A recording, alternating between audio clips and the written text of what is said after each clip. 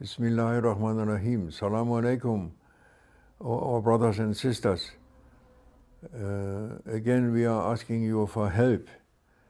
We have in our center, Osmanische Herberge, we are almost finished, not finished, but we are in the process from the flood catastrophe to repair everything, and alhamdulillah we are able now to use the big hall for the big zikr, and downstairs mostly it's also the rooms are ready, not complete, but it's in the process, it's okay. But at the same time, our roof from the other part of the building is has a lot of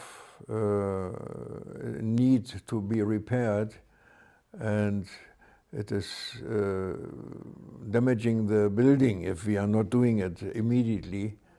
And it is about 40,000 euros what we need only for that, and that is urgent. If you can help us, we appreciate, and Allah appreciates, inshallah. For every sadaqah what you give, you get 10 times more, 100 times more, and thawab, and